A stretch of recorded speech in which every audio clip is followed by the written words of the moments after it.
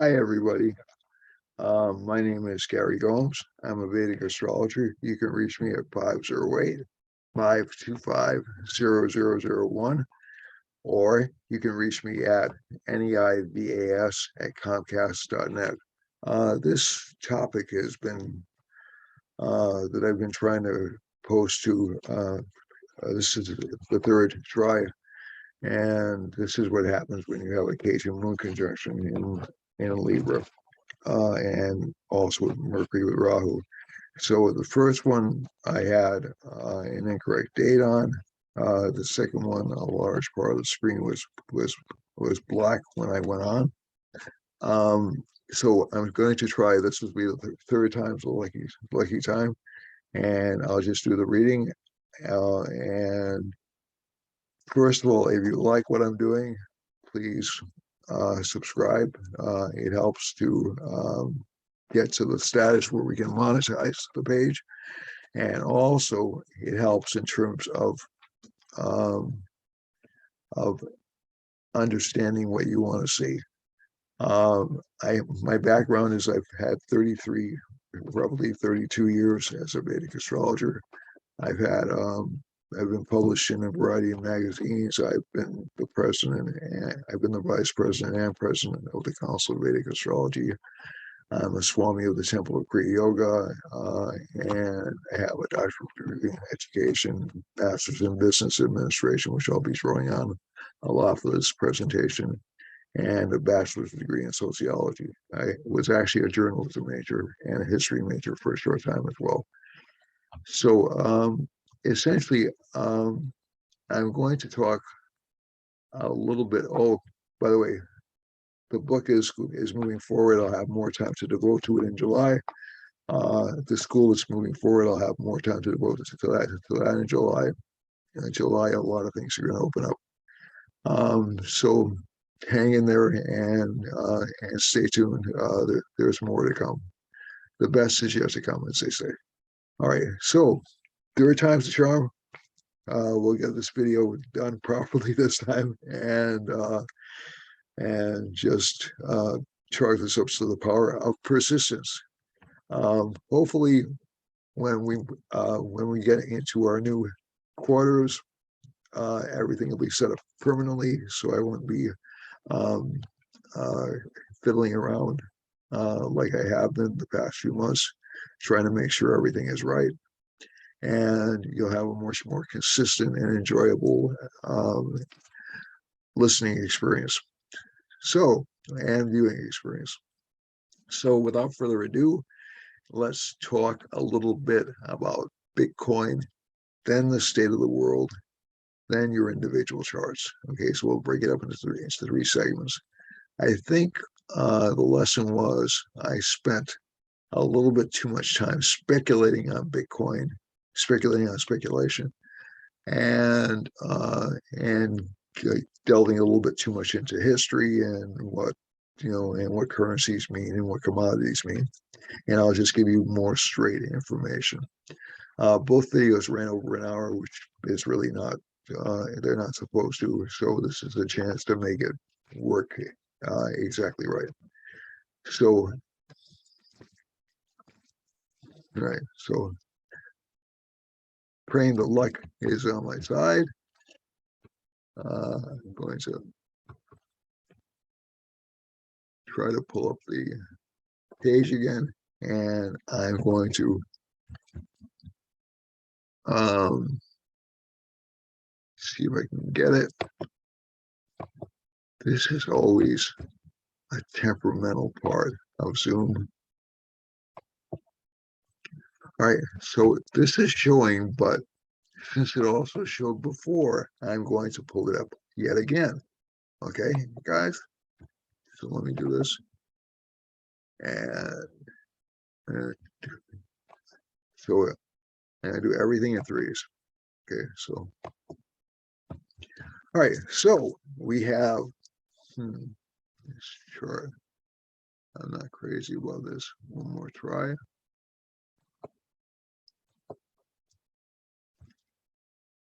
Here. All right, so And I'm a little bit insecure about this. And I'll do it one more time because it's been showing and not showing. So I just really, really, really want to make sure I get this right. All right. All right. So that should work. God bless me. I hope it does. All right. So this is the Bitcoin chart. The first video I did the right date. I did the wrong year. But oddly enough, the information is relatively similar. So this is, God's way of protecting people who make mistakes from themselves. And I think one of the things that we're looking at right now, so again, Bitcoin, this is the first trade of Bitcoin. Okay, so I'm not going to spend a ton of time on this. Bitcoin is a substitute currency. It's used for some transactions on the internet. It's only accepted as an official currency in one country, I believe, and I believe that's Nicaragua. I could be mistaken, Nicaragua or Guatemala.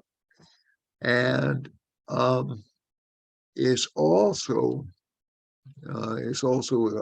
in use for people trying to blackmail people through fake accounts. And it's what is called a cryptocurrency, or some would call it a pseudocurrency. The way it's being traded right now, it's not being traded as a currency. It's being traded as a commodity. The difference is a currency, you can go in and say, I have 5 Bitcoins, give me that bottle of soda over there, and it's a fair trade. You can't normally do that with Bitcoin, right? At least not in the United States. Or Elon Musk will accept Bitcoin in payment for, I guess, for Tesla, but it's still, and a couple of other folks will, but it's still not commonly used. As a matter of fact, I believe it's outlawed in Russia. But again, only one currency really works in Russia right now, so that's really not a good example. But most other countries in the world don't recognize it as a currency. It's moving slowly towards that status, but right now it's being traded as commodity. So a commodity is what? Commodity can be something like gold or silver or any other asset. So now keep in mind, the value we put on things, despite what gold enthusiasts would have you think, isn't inherent value. If somebody were to find a massive gold deposit somewhere, the value of gold, the scarcity of gold would plummet. So, or the scarcity of gold would fall into non-existence. So gold has inherent value because it's a limited resource. So does silver, but it also has uses. Bitcoin has an upper value, I think, of 17 billion or something like that. I think so. It's a limited resource. It has.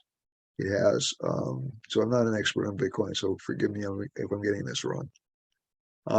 So that upper limit gives the illusion that it has inherent value. It really doesn't, because to be truthful, you will see changes in Bitcoin's availability. I think you're going to see them in 2023, in May, after May of 2023. And also, the fact that we have Ketu in the first house in this chart and Rahu in the 7th house in this chart does make it inherently unstable. Interestingly enough, I had the 1st and the 7th houses in the first video I did showing Rahu and Ketu combinations. So that was fascinating to me. So even though I got the day was incorrect, essentially the inherently unstable nature of the investment showed up. So there is a kind of a Raj Yoga in this chart because Jupiter is in the same sign. Jupiter's the ninth house lord is in an angle. That creates a certain kind of a good combination uh, for Rahu in the chart. Makes it prominent, makes it powerful. But it also, Rahu is also an inherently unstable planet. It's never really satisfied. And Rahu, and so we have three planets in this chart, which are essentially, or four planets in this chart actually, which are inherently unstable. Rahu, Ketu, lunar nodes. So Ketu is like, well, let's throw something out there and see if it works. It's a speculative planet by nature. Okay, so essentially it's a futuristic planet, but it's speculative. It's like we don't know what's going to happen.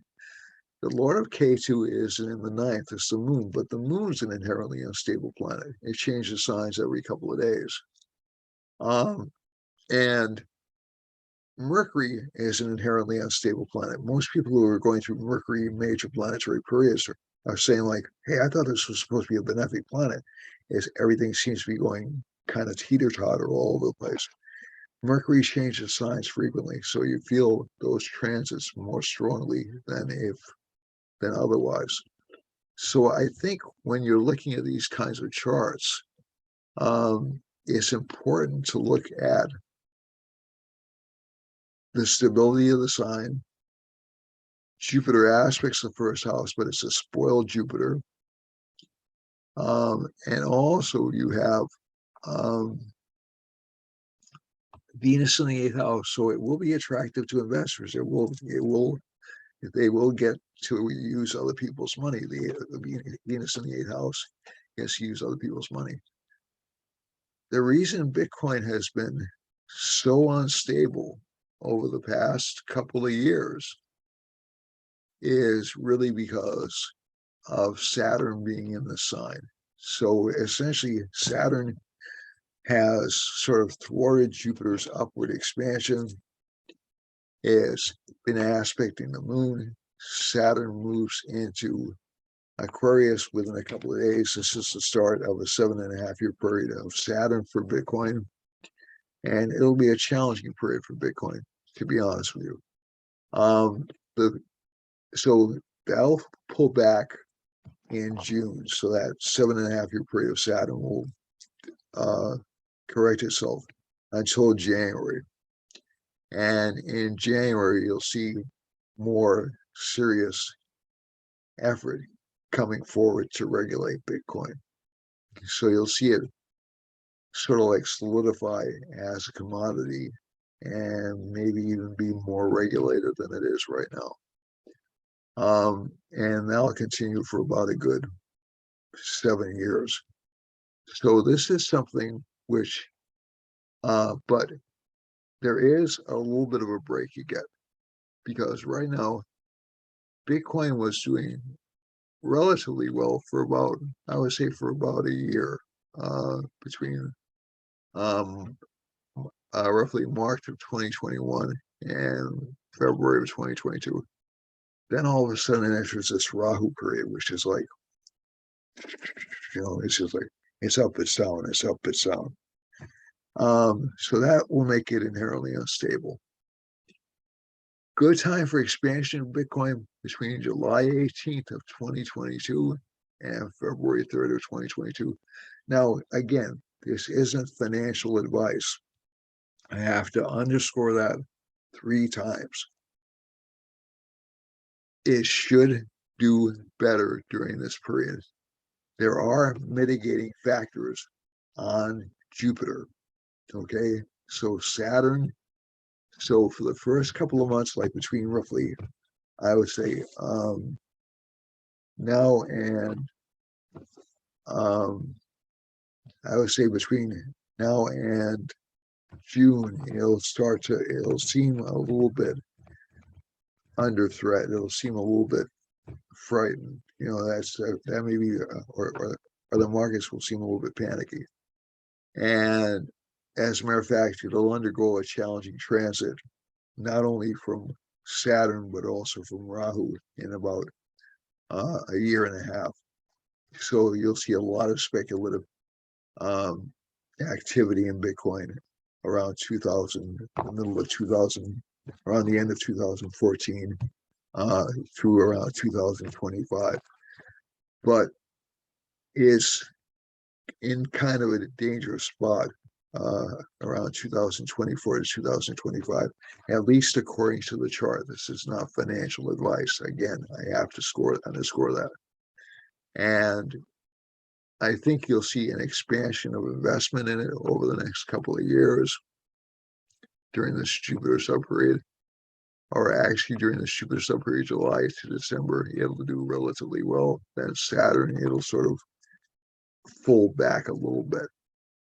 And I wouldn't necessarily say to stay out of the market, but invest carefully, invest slowly, invest cautiously.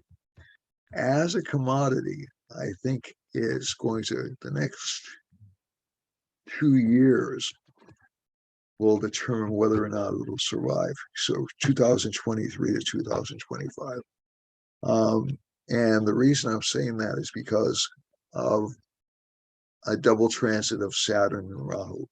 Okay, so these transits tend to be rather challenging.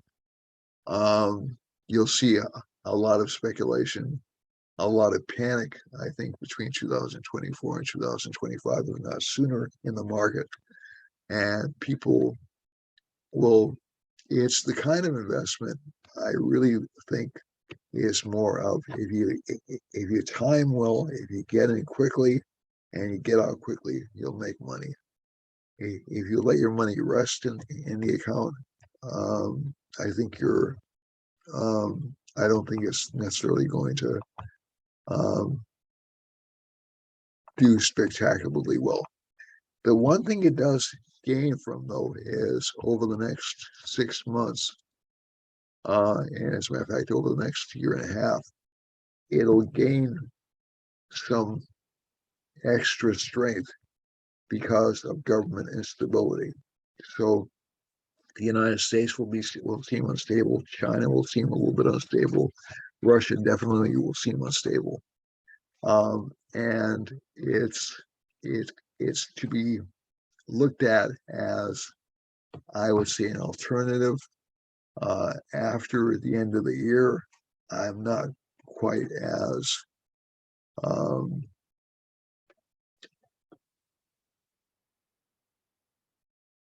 optimistic about it, but it may surprise me. A lot of these things take on lives of their own.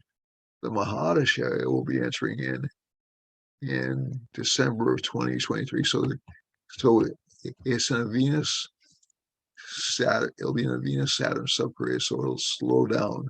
Saturn always slows things down. After May of 2023, it'll speed up again, but it'll be a really dicey market.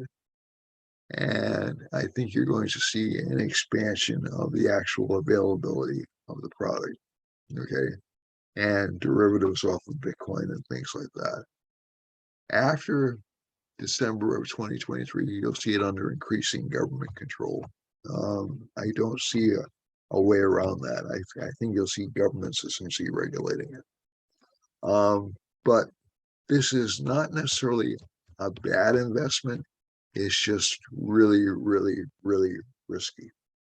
And it looks like there's a good opportunity time during this Jupiter subperiod.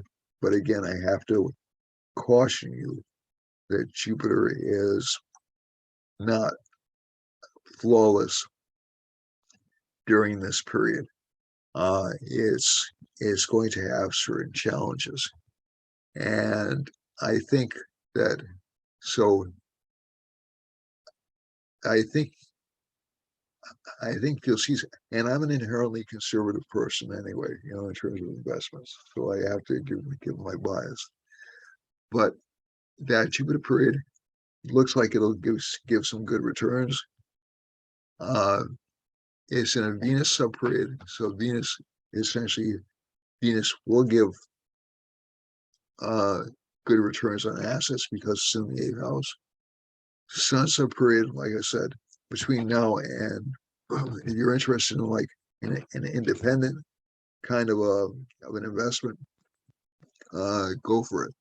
But it'll become more regulated, and I think actually it'll become more stable after December of 2023.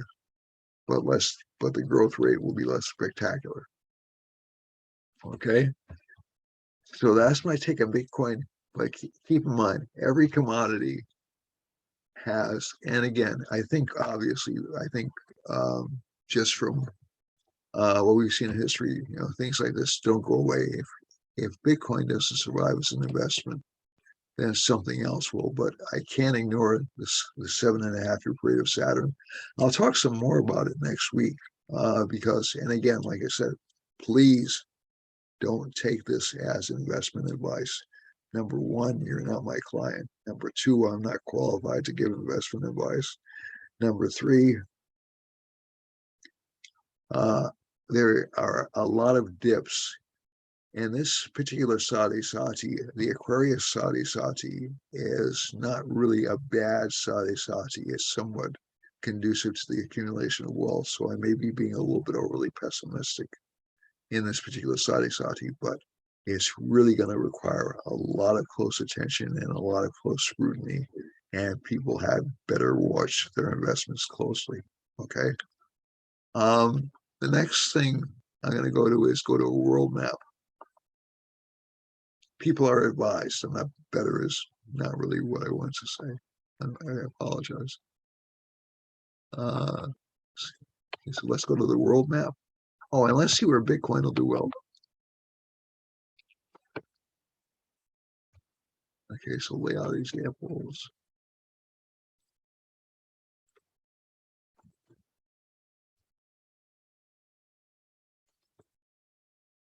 Okay. So there has been a Rahu period affecting Bitcoin, and if we go over here, Jupiter lines, so it'll do well in Hawaii. It'll do somewhat well in Oregon and Washington.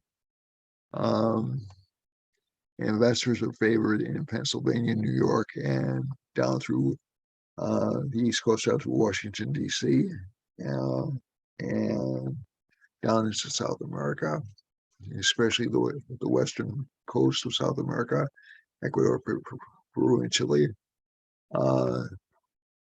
Let's see now. England, Spain, Mercury,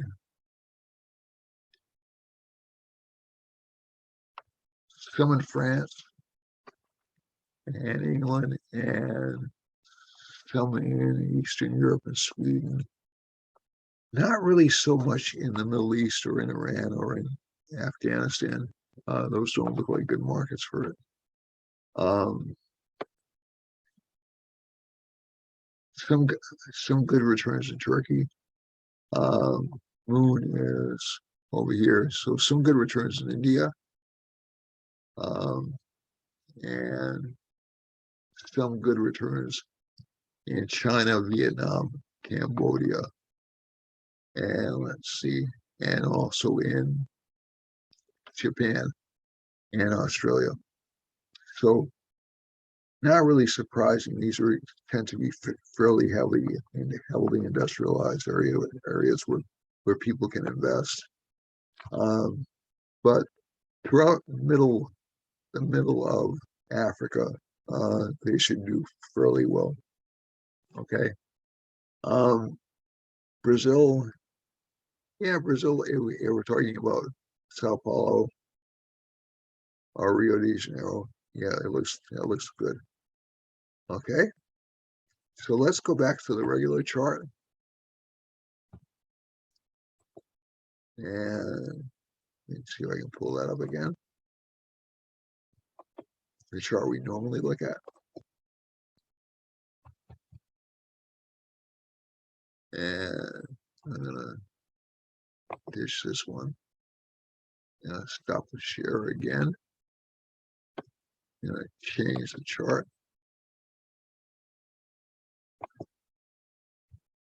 to a current chart.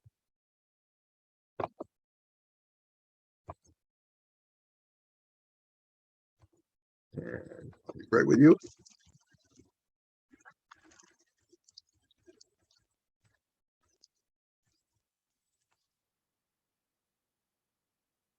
And like I said, third time's the charm. All right, so the moon is in Swati Nakshatra. That's my favorite nakshatra.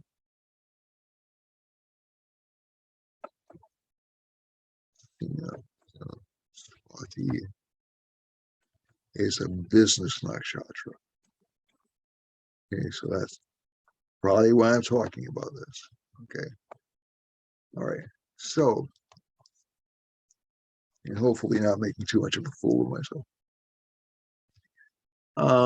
Okay, so, and I'll probably do some more of these, and I'll probably get more heavily involved in financial astrology now that I have a bit more time to focus on it. It's been one of the areas which um, I've dabbled in, but not really specialized in. So, all right. So this is a Gemini rising. We have. Let me just shut this off again and put it and turn it on again. All right. So we have. Share it again. All right. And again, like I said, I'm going to do everything at least in threes, just to make sure we share it properly. Okay. Take the meaning of this song and share it. I can't do the rest of that. We copyright infringement. Let's see now. All right. So Gemini rising. So better for communications than Taurus rising, at least this morning. And Mercury's in the 11th house. So everybody's focused on gains. Everybody's focused on supplies. Everybody's focused on government power. Okay. So Sun and Rahu are together.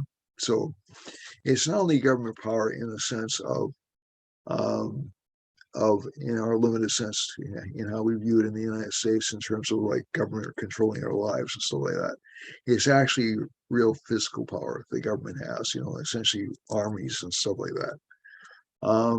And so essentially there has been an abuse of power on, I would say, on all levels over the past few months. And this is becoming more and more obvious. There's more and more dissatisfaction with this going on. And again, this is not, I want to make clear, this isn't conspiracy theory stuff or anything like that. This is essentially astrological conviction. Rahu is dissatisfaction. This slightly favors Le Pen in the French elections, but it doesn't look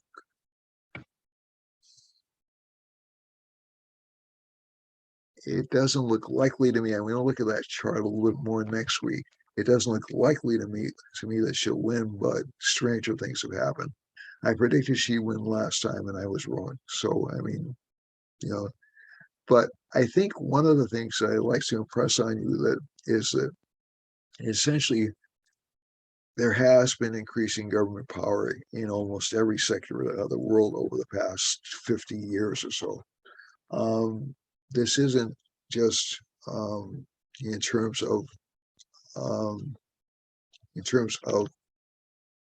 autocratic right-wing governments, but essentially also uh, more liberal or more. We use the term liberal in the United States to say left, but more left-leaning governments, and that's mainly because democracies are pretty fragile. So if you don't have um, a blatant autocrat come into office, like let's say um, a Putin come into power, you'll have a large bureaucratic structure which essentially locks things into place. So, and bureaucracies tend to be self-perpetuating institutions. They're not. I'm not saying there's anything inherently evil in them. It depends on what they do. But basically, this is the way governments form and solidify over the years. This is institutional certainty. This is not necessarily a bad thing, but is it? After a while, they're not going to listen to what the public wants. They'll approach it. The approach I've seen over the past 30, 40 years or so has been more of a consumeristic approach. So essentially, the voters are treated like customers, which is not a bad model, but also in terms of like, so they'll provide the customers with what they say they want, and but not always. And when that happens, the customers go to the voting booths and vote for somebody else, right? So so essentially that's the democratic process. But if institutions won't change even after a vote is taken, then there's a problem. So I think that's part of what we're seeing right here is that whether or not institutions have changed, the public perception is one of dissatisfaction. And this is pretty obvious when you look around the world. Um, you see a lot of discontent with elected officials. I'm not saying it's justified or unjustified. I'm just saying there's a lot of discontent with government officials, with governments in general. And Saturn in Capricorn is when governments tend to solidify and squeeze a little harder. And Saturn's going to go into Aquarius, so they'll be more willing to mold or change a little bit within a few days. But that change, I think, will not last. So in June, it'll go back into the sign. And then you'll see increasing autocratism after January of 2023 for the next 3 or 4 years, and then more of a break. So we're really around 3 or 4 years between a substantial break, but you will see, I think, a lot of civil unrest over the summer months, and also a lot more violence over the next few months. And again, media is not really helping in this situation because, and again, I know it seems like I'm really, really hard on the media, but I think since I had some academic background in it, I think I can. I'm not an expert, but I think I can justifiably say they deserve it because essentially they build off the business model has, oh gosh, changed over the past 40 years or 40 or 50 years or so. And they used to be a semi-monopoly or an oligopoly uh, in news. So you had the three major networks and PBS pretty much in the United States and the various news agencies like Reuters, UPI, and AP. Now you have a marketplace, but they're actually controlled by around 6 corporations. So you're back to an oligopoly, but it seems like because you have more outlets, it seems like you have more information you can check. But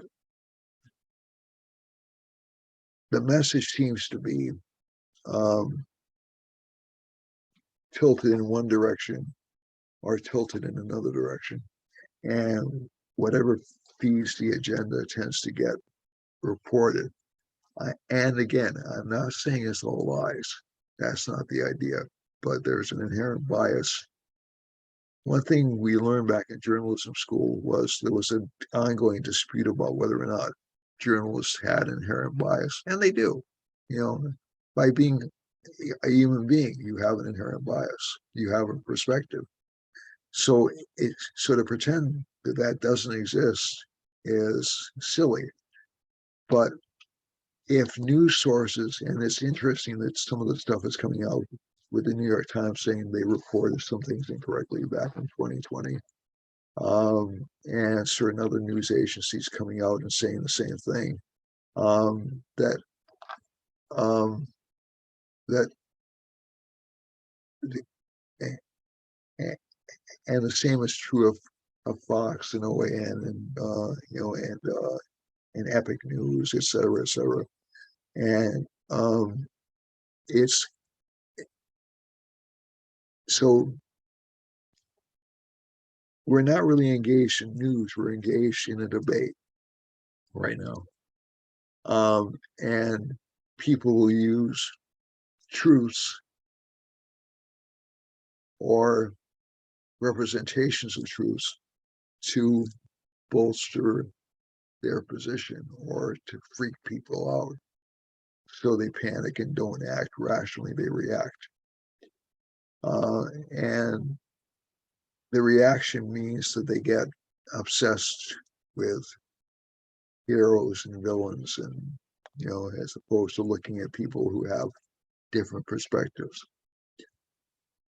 So I think one of the things, so I'm focusing so much on the sun because the sun's in its exalted sign, but also the Lord of the sun is in Aquarius, which is an innovative sign. It'll force some innovations in media, and also over the next few months, Saturn will aspect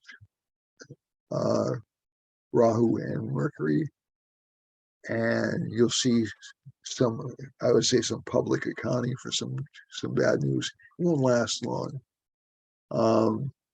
Jupiter in Pisces is also going to give more hope for peace, but again, I think the war in the Ukraine is going to last really until January of 2023. That's the earliest I see it going up. I hope I'm wrong about that. I sincerely hope I'm wrong about that. And there is some danger about people getting trigger happy over the next, maybe around midsummer time.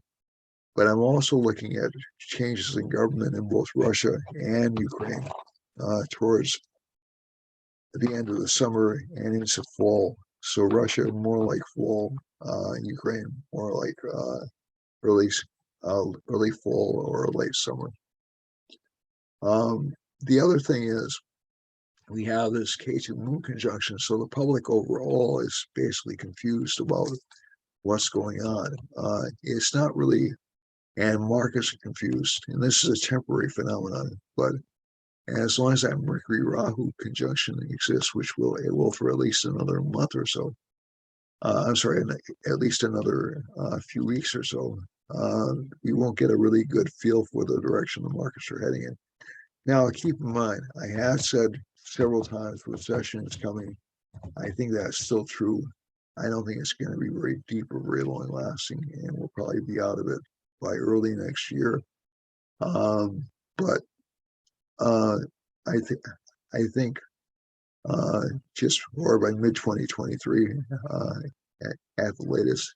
And I think one of the things you're going to see is actual governments overthrown or replaced with great frequency over the next year, or coming really incredibly close. So if we're talking about dangers of earthquakes or things like that, or bad weather, probably not until mid-May. Okay, so let's look at the astral mapping screen, and we have Mars and Venus and Saturn. So Hawaii is almost already in sort of a minor economic downturn. Jupiter is really not hitting anything that strongly. This is a sun line passing through California, so there'll be some scandal connected with California, Washington, and Oregon governments. The moon is passing through Arizona and Mexico.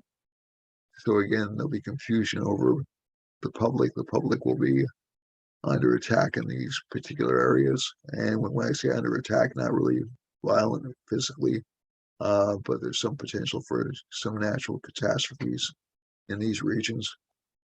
And again, as I said, kind of panicky reporting around basically between New Mexico, Texas, and all the way up into Montana and Idaho.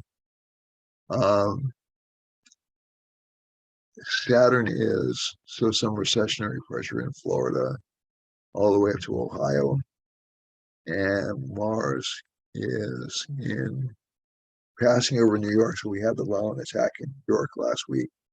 We should expect to see some more violent attacks over here in this region, roughly. And Venus is going through Brazil and Argentina, so that's not a bad thing. But a lot of lovers' quarrels. Jupiter is going through Brazil, so there'll be some changes, some reforms in government. Sun is passing between the Azores and Cape Verde, so it's really not, but it's also affecting the Icelandic government, so you'll see some kind of scandal connected with Iceland, oddly enough, and also some recessionary pressure on Great Britain, France, even some violence in Paris, and panic. So this could open the way for a Le Pen victory. I'm not sure about that. Like I said, I have to look at the French chart a little bit more carefully. And if we go down into a Venus line, actually, Norway, Sweden look okay. Germany looks okay, but they will have inflationary pressure, obviously. Jupiter is passing through Turkey, and so that's not a bad thing. That's actually good for Jupiter. So there should be some peace in Turkey a little bit. Yeah, but the economy in Turkey is very unsettled, and Turkey itself is very unsettled right now. So now there's a large gap before we get to the sun. The sun goes over here, so some government scandal in Delhi and in Russia, and also in not Kerala, but Calcutta and Tamil Nadu and Sri Lanka. We have the moon going through China, so China is stuck in kind of a recessionary blanket.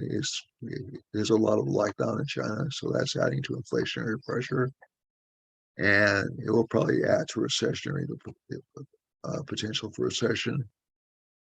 Mars goes up through this region as well, so there may be some violence in China that we probably won't hear about. And Venus, so the area near Hong Kong, Taiwan looks okay. Borneo looks okay. Philippines looks okay. Western Australia looks like it's nestled pretty safely between Venus and Jupiter. Eastern Australia, some Eastern Australia looks fine too. And over here, you do have some scandals, some potential scandals happening in New Zealand, who have been relatively free of that kind of activity before. Now I have 15 minutes to do everyone's charts. So let me see if I can do that. And I'm gonna, all right, so I should close the shared window to open it again. And I need to pull up the actual chart and see if I can do that. 1 second.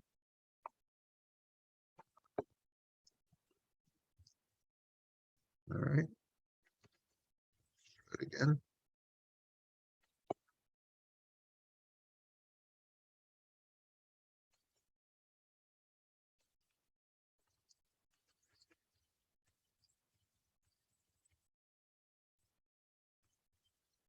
So the first thing I'm going to say is Aries should be careful what they say.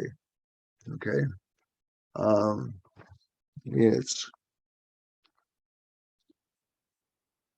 really going to be easy to tick people off of your Aries rising, because you're going to be very upset, very impatient with everybody. Okay, so that's just a word of.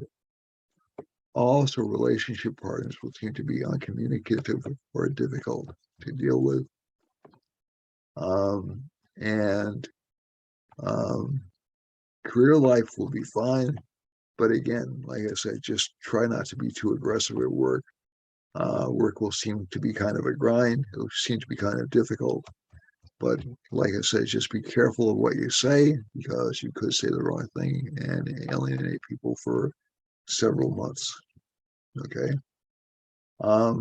For Going to go back to the screen share. Career life, though, does look good, and financial gains look good, and also some increased interest in spirituality. For Taurus, Taurus has basically good career life, some arguments with spouse, but not really very many, and some financial gains, but not long term, but increased stability, increased financial gains. But again, some payment out to the government or to governmental like figures, and some difficulty with bosses or superiors. For Gemini, increased financial luck, increased financial prosperity, short-lived, because Mercury is going to be with Rahu, but this sign will get some fame or some recognition over the next few months. And also, relationship life will be a little bit challenging, because relationship partners will seem to have difficulty in making inroads or in establishing career advantage, but that'll pass within about a month. The other thing I say is that children will seem to be a little bit moody. This sign will seem to be a little bit moody itself. It will seem to be very difficult to please or very unhappy. But again, that'll pass pretty quickly. It'll pass within about 15 days. For Cancer, Cancer has Saturn in the seventh house. Has had it there seemingly forever, so it gives difficulty in relationships, although people will stay in relationships with this combination. Sudden gains to relationship partner, though relationship partner will seem to be active, and also just generally good luck and good career luck for this sign over the next few months, and over the next week. But again, remember, communications just in general are going to be screwy. They're not going to be smooth. The sun rules Leo. Leo should watch out for blemishes on its reputation, either through affairs or taking shortcuts or looking for fame and recognition. Is kind of vulnerable in those areas, excuse me. And also, it won't be sure what it wants from the world. It'll spend money a little bit frivolously. It'll come out sooner or later. Saturn's in the sixth house, so you'll have to watch out again for litigious people, and lawsuits, and also Jupiter's in the eighth. You will get gains or financial gains. Bosses will be difficult to please. So, for Virgo in this chart has Jupiter in the seventh house, so this should be the start of a period of expanding relationships, expanding friendships, new contacts. It'll be slow at first. It'll speed up over the next couple of months, and then speed up permanently after January of next year. But some enemies, especially among people who are family members and people who really don't want you to succeed, that'll pop up, unfortunately. And also among siblings. So you'll see, so people you thought were friends will not really be encouraging you. But there's some possibility for fame for this sign again. And also this sign will become very aggressive in pursuing its goals over the next few months, and especially over the next week. For Libra, a shift in job or a change in job. Um, Focusing really on too many possibilities right now. I would recommend making career decisions more towards the end of the week rather than right now. Give yourself a couple of days off to feel a little bit, to get a little bit used to the change.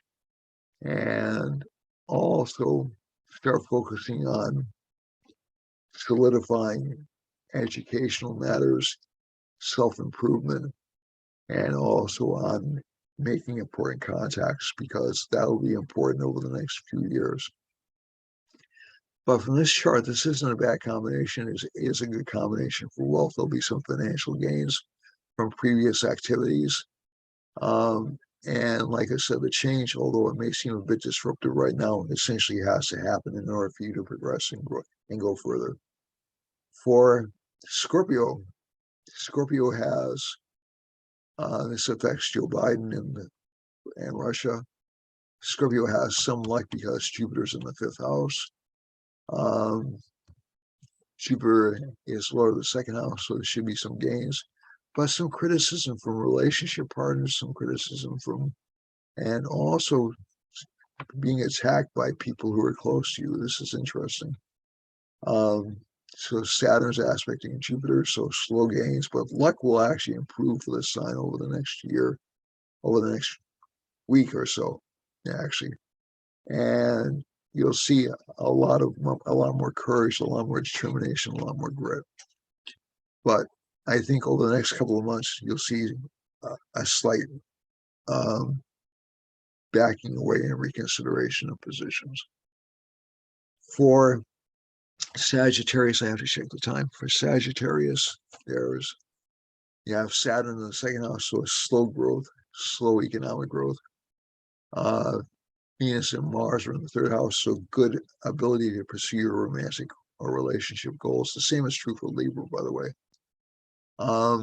And with Jupiter in the fourth house, great for educational opportunities, great for high status or increased financial success. Certain signs will benefit from looking at more public life, like Gemini, Libra, Sagittarius, and Aquarius. So I find that interesting. They'll have luck if they put themselves more in front of the public and even get involved in politics. But basically, still a Capricorn for that man. But basically, Sagittarius will have a lot of ability to make changes, do good things for people, and his luck, although short-lived, will be very profound. He'll have good luck in making powerful contacts. For Capricorn, Capricorn has Venus and Mars in the second house, so you'll see some financial improvement for this sign. And although, again, as I said before, this sign, Saturn's a little bit weak, it's between signs, so it'll slow down economic progress over the next couple of months, then speed it up again in June. Jupiter's in the third house. This sign's diplomatic skills will be very strong right now. Sun's in the fourth house. Some problems or dissatisfaction and miscommunications on the home front. And K2 and Moon are in the 10th house. So this indicates lack of recognition in career and also shifting career life. For Aquarius, Venus, Mars, Saturn going into the first house shortly within a matter of a week. Basically, this will make this sign so much stronger. It'll pave the way actually for good technological and economic innovation, but it won't last very long. But Jupiter in the second house gives it more financial growth. Sun in the third house, more courage. It'll be more ambitious. When Rahu's in a sign, you should really take all the advantages that Rahu has to offer. So promote yourself, push yourself forward. People may look at you and say, "Who does this person think he or she is?" But you know what? It's an opportunity. It's an opportunity to expand yourself. So don't worry about what other people think. You do what makes you happy.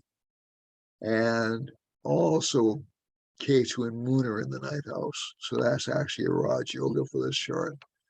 I think you'll see a lot of career progress and a lot of financial progress for this sign over the next few months. Finally, to Pisces. Pisces has Sun, Mercury, Rahu, so some short-term financial gains over the next couple of weeks. Also, some increasing economic growth. Moon is in the eighth house, so the sign probably won't feel very happy, okay? And children probably won't feel very happy for a short period of time, probably through around midweek. And finally, you have Saturn moving into the 12th house, so that will increase the potential for losses for this sign or expenditures on things like education and friendships. But also Venus in the 12th house is very good for savings. So people with Pisces rising shouldn't worry about losing all their money. They should focus on saving and focus on investing in safe investments. So that's about it for this week. Hopefully this one stuck and it can be seen all the way through. I had to do this 3 times this week. And please subscribe. And please like and share with your friends. If you like what I'm doing, if you want me to do more financial astrology or different kinds of astrology, please let me know. I think I've proven I can fit them in here. I will probably look at the French election next week. So that's it for this week. I love you all. Always do good for yourselves. Always do things with your best interests. If you have a desire, pursue it. Don't censor yourself in terms of what you can do. Believe me, if you can't do something, you'll know quickly enough. But also take off the blinders because a lot of people live in self-imposed limitations and there's no need to. Okay, so miracles can happen every day and you can make your own miracles. Okay, folks. All right. So that's it for me. Again, I love you all. I believe in you. Do the best you can with these challenging combinations, but these challenges also represent opportunities. I love you again. God bless you. Happy Easter and namaste.